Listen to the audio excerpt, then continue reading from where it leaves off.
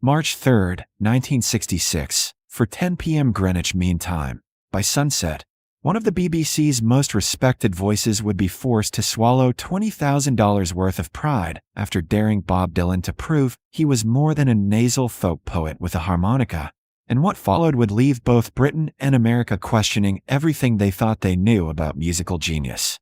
The studio at Broadcasting House hummed with its usual restrained authority as Alastair Pembroke, host of the Pembroke Hour, adjusted his silk tie and leaned toward the polished chrome microphone that had carried his opinions into millions of homes for nearly 15 years. He was a man who believed in order, Bach before Beatles, structure before spontaneity, conservatory before coffeehouse, and that afternoon's topic had clearly irritated him. "We are living," Pembroke began in his smooth baritone, "in an era where popularity is mistaken for profundity." His producer, Eleanor Whitcomb, stiffened in the control booth. She knew that tone.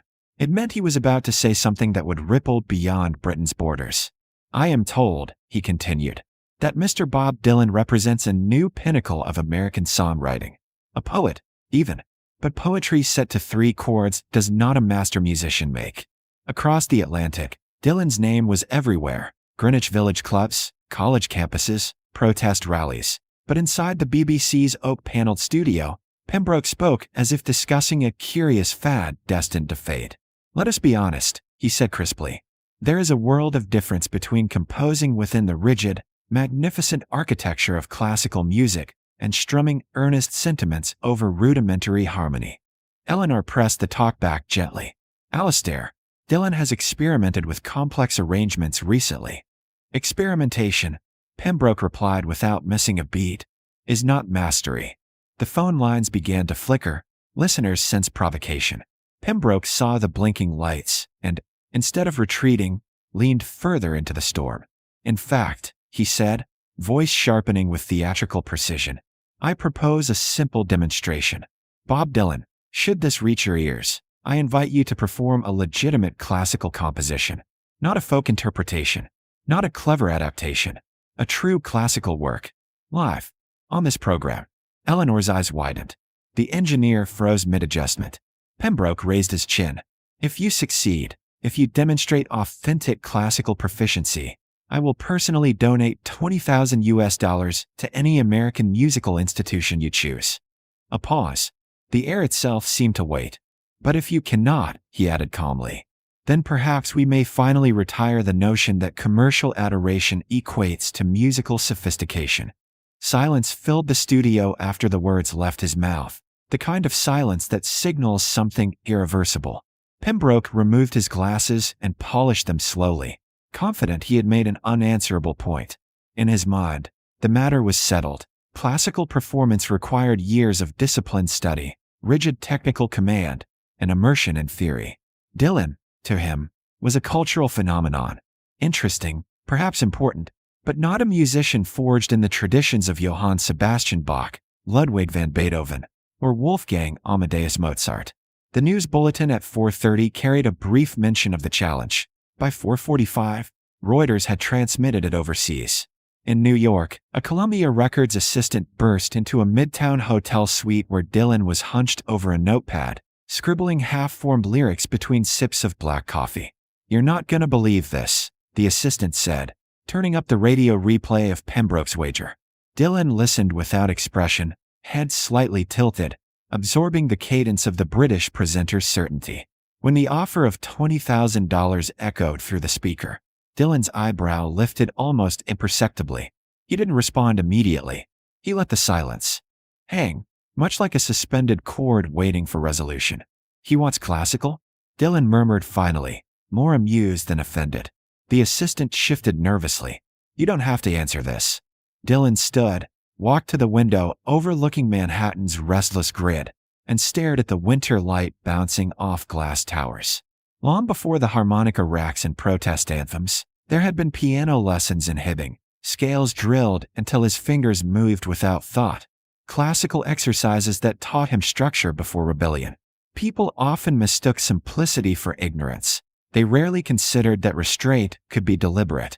He reached for the telephone with the same casual motion one might use to pick up a guitar. Back in London, Pembroke was savoring the reaction. Letters would come, he assumed. Perhaps a defensive statement from Dylan's management weeks later. That was how these things unfolded. Carefully, diplomatically. The BBC did not expect immediacy, it expected deference. Yet as the program closed and staff began tidying scripts, Eleanor's headset crackled. "There's an international call holding," the operator said. "Claims it's Bob Dylan." Eleanor blinked. "You're certain?" "He says he'd like to discuss $20,000. The color drained slightly from her face as she looked toward Pembroke, who was mid-sentence praising the structural brilliance of counterpoint.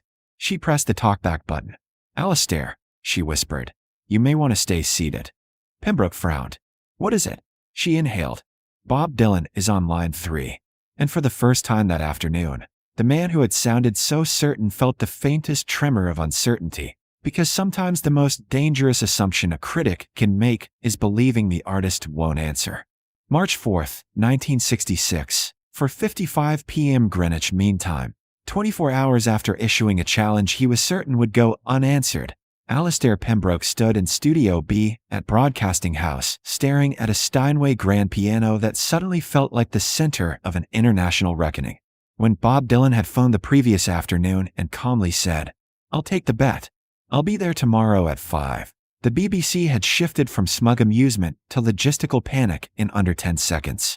Now camera crews crowded the corridors, American reporters filled the lobby, and several respected classical musicians had quietly taken seats in the studio, curious to witness what many expected would be a polite but public unraveling. Pembroke adjusted his notes, references to counterpoint, harmonic discipline, the architectural genius of Johann Sebastian Bach, reminding himself that technical mastery was not something one improvised between tour dates. At exactly 4:58 p.m., a murmur rippled through the hallway. Dylan entered without ceremony. Dark jacket, slim tie, no entourage, no sheet music. He removed his sunglasses as he stepped under the lights, revealing a gaze that was steady, unreadable. Pembroke extended his hand. "Mr. Dylan." "Alistair," Dylan replied evenly. "You understand the terms," Pembroke added quietly.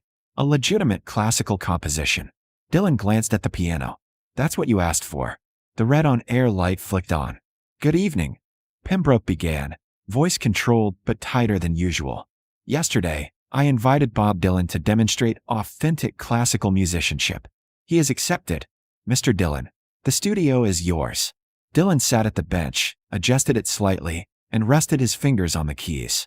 For a brief moment, he closed his eyes. Then he began. The opening progression was measured, deliberate, structured arpeggios unfolding with clean articulation and steady tempo.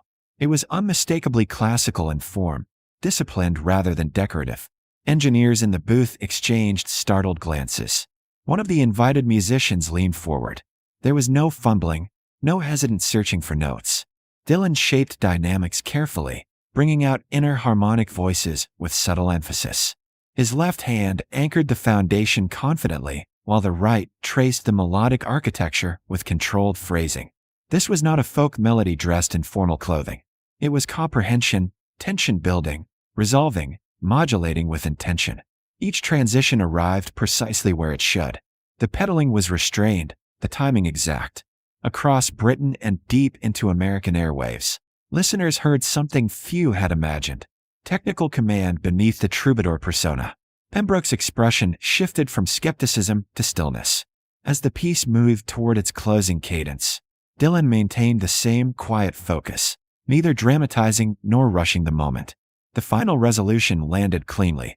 Silence filled the studio. Not confusion, not awkwardness. Silence of recalculation. Pembroke cleared his throat. For once, words did not come easily. "That," he said finally, voice noticeably softer, "demonstrates considerable understanding." Dylan remained seated for a second longer, then stood. "You wanted classical," he replied calmly. "That classical enough?" In the control booth, Eleanor exhaled slowly. Reporters scribbled. Somewhere in America, radios crackled with disbelief. Pembroke turned back to the microphone, aware that millions were listening. "I must concede," he said carefully, "that musical comprehension is not confined to institutions." Dylan slipped his sunglasses back on. "You still got $20,000, he said. Send it somewhere useful. And as the broadcast drew to a close, one thing became unmistakably clear. The wager had not exposed a folk singer's limits. It had exposed a critic's assumption. March 5, 1966, the morning after the broadcast, London woke to headlines it hadn't expected to print. Dylan stuns BBC. $20,000 lesson in humility. Across the Atlantic, American stations replayed excerpts of the performance, commentators debating not whether Bob Dylan had won, but what, exactly, he had just proven. Inside Broadcasting House, the atmosphere was quieter than the day before. The frenzy had passed. The piano had been rolled back into storage. Technicians returned to routine programming. But something intangible had shifted. Alastair Pembroke requested a brief segment at the top of his program. Yesterday, he began, voice measured but stripped of its former edge, I issued a challenge rooted in a belief that musical legitimacy is defined by training and tradition alone. Mr. Dylan's performance demonstrated that understanding may arrive by different paths. There was no theatrical apology, no dramatic reversal, just acknowledgement. The £20,000 donation was wired that afternoon to a youth music education fund in the United States, at Dylan's request. No press release from him, no statement beyond a short message relayed through his manager. Let kids learn all of it. In private, Pembroke reportedly asked one of the classical observers what had impressed him most. The answer was simple. He didn't try to imitate a conservatory pianist. He played like someone who understood structure. That distinction lingered. For Dylan, the moment became a footnote rather than a campaign. He boarded a flight back to America without interviews or celebration. To friends, he reportedly shrugged off the spectacle. Music's bigger than categories, he said once. Always was. But for listeners, millions who had tuned in expecting confrontation, the broadcast carried a quieter message. The divide between serious and popular, between institution and instinct, had blurred in real time. Not because one conquered the other, but because one performance revealed they were never as separate as assumed. Weeks later, Pembroke would reflect in an interview that the wager had taught him more than any conservatory lecture. I mistook accessibility for simplicity, he admitted. They are not the same. The Steinway remained in Studio B. The BBC continued its broadcasts. Dylan continued writing songs that would reshape popular music. Yet for those who heard it live, March 4, 1966 was remembered not as the day a folk singer played classical music, but as the day assumption met demonstration, and demonstration won quietly.